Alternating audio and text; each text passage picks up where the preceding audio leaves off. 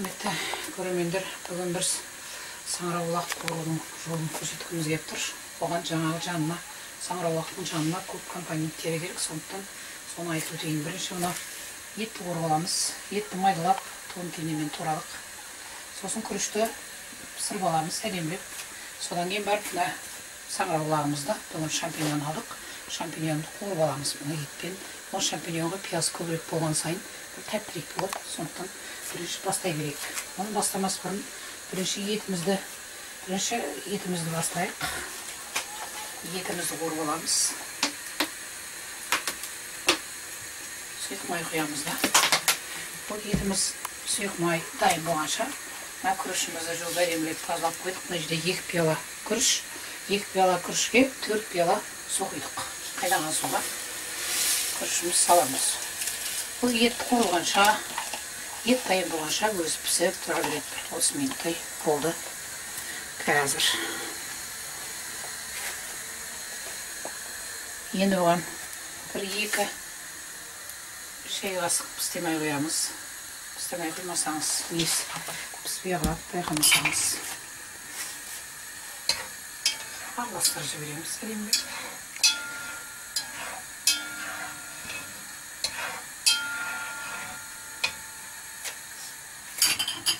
Бұл қайнап шыққанша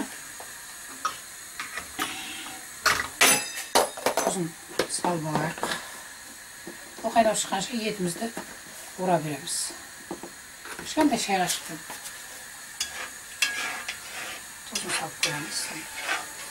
Қазір қайнап шыққанша етімізді ұра береміз. Майымыз қызды. Bismillah.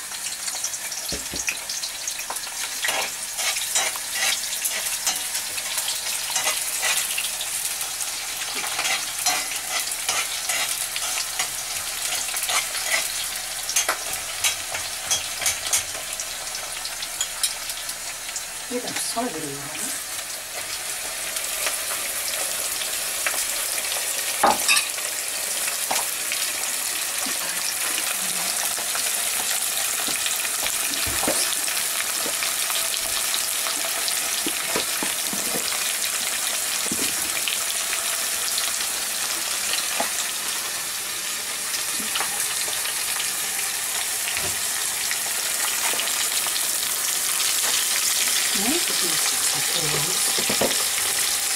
Күрішіміз қайнап жатыр. Күрішімізді жауып қоямыз.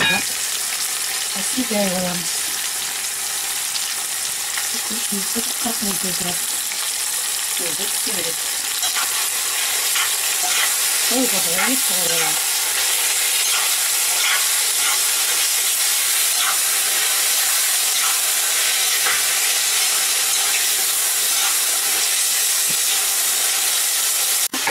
Мына шампиньонды қалай турайтын көрсетейін.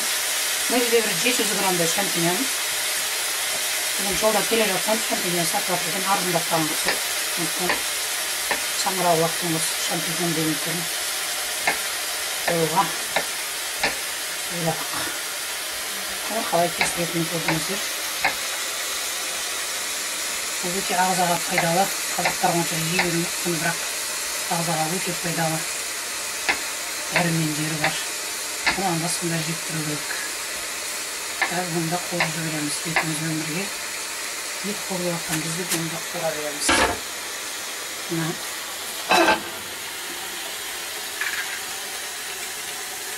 Күрішіміз пісіп жатыр. Етіміз қуырып жатыр. Енді шампиньон қуырып жібереміз.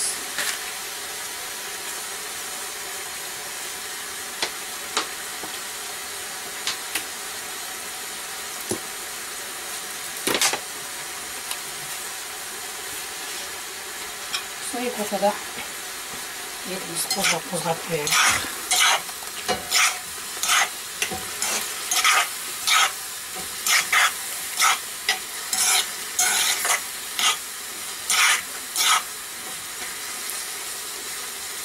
Етіміз қозғап қояйық.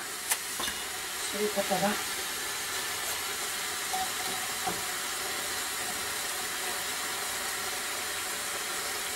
саңырауқұлағымызды бастаймыз қуыруға. Егер кейінек сақсақта болады, етімізге соевый соус қосып жіберіңіз. Кішкентай қоспасаңыз да болады, қалағаныңыз. Өзіңіз қалай қалайсыз солай.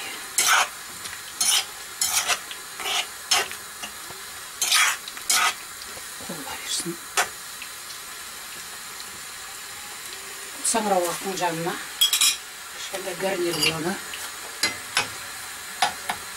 Bir жағында ет, bir жағында күріш, bir жағында саңырауқұлақ тұратын әдемі керек тамақ болады.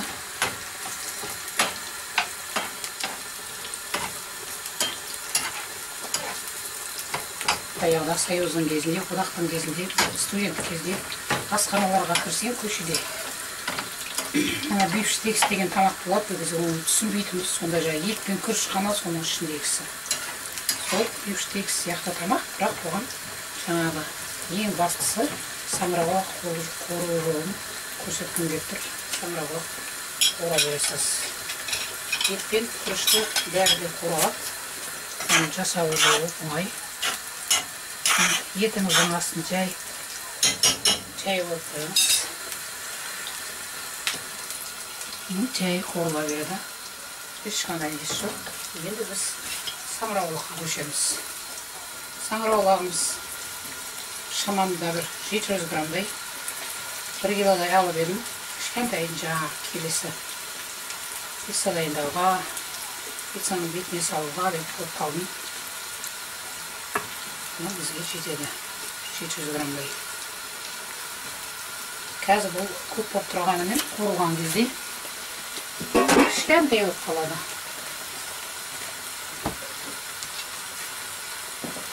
Тұзын салып жіберейік сразу.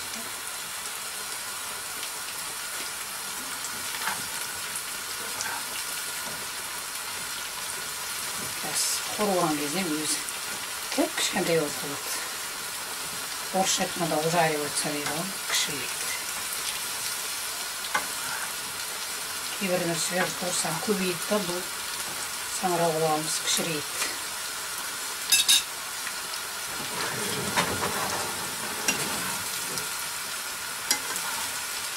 Оған су да қоспайсыз, ештеңе қоспайсыз, тұзын қосасыз дағы. Қоссаңыз болгар бұрышын, тәтті бұрышты, сәл ащылық жасайын десеңіз, жартылай ащы бұрышты полугорький перец дейді ғой. Сондай полугорький перцті қоссаңыз да болады. Қалағаныңыз. Бұл саңырауқұлақ деген көп болса бір 20 минуттай ғана қорылады, көп қорылмайды. Етіміз қорылып жатыр. Дайын болуға деген кезде жаңағы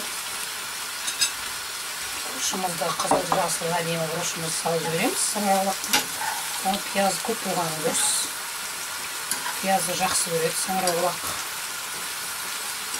Қазір анау белый грибы дейді ғой, ақ саңырауқұлақтан шыққан сезоны, бірақ оны пісіріп алып барып, бір қайнатып алып барып қору керек. Ал мынау шампиньон, першинки дегендер, олар қолда өсіріледі да, оны пісіру міндетті емес. Оны сразу қора берсеңіз болады, тез қасалысын. Сондықтан қақпағын жаппай-ақ кәдімгідей араластырып тұрсаңыз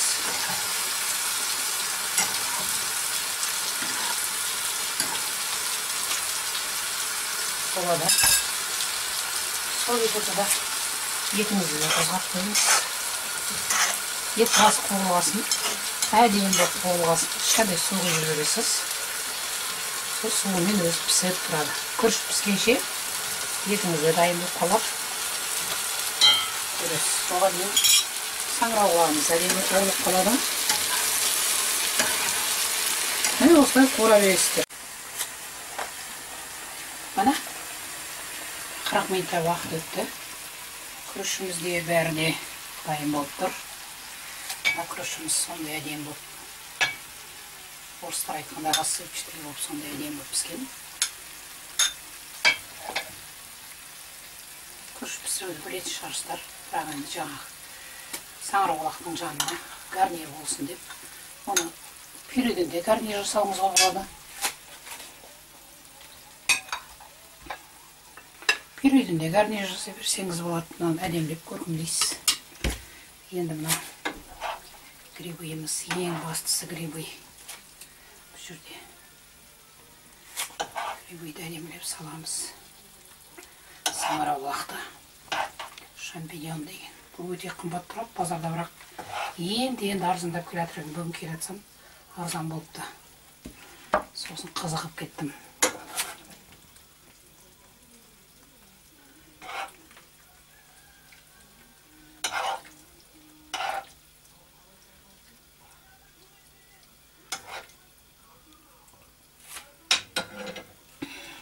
Енді етін салайық. Етімізді айлап турағанбыз. Сондықтан еті де әдем болып тұру керек суықта.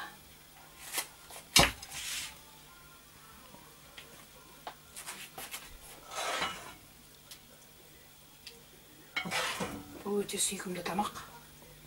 Үйдегілеріңіздің бәрі бұны бір жасасаңыз ұнатып қалады. Тамағымыз дастарханға келді. Енді мұны әрлеу процесі жүріп жатыр. Көріңіз, укроп себесіз ба? Жоқ. Листья салатымен, лист жапырақтарымен жанасыз ба? Пиязды араластырыңыз. Әдемі көркемдеңіз. Бүгін әдемі жолда келе жатсам, жаңада шыққан сарымсақ шығыпты, оны қосам десеңіз қосыңыз. Қоспайым десеңіз өзіңіз білесіз. Міне біздің кәдімгі бифштекс деген тамаққа саңырауқұлақ қосылған әдемі тамақ шықты.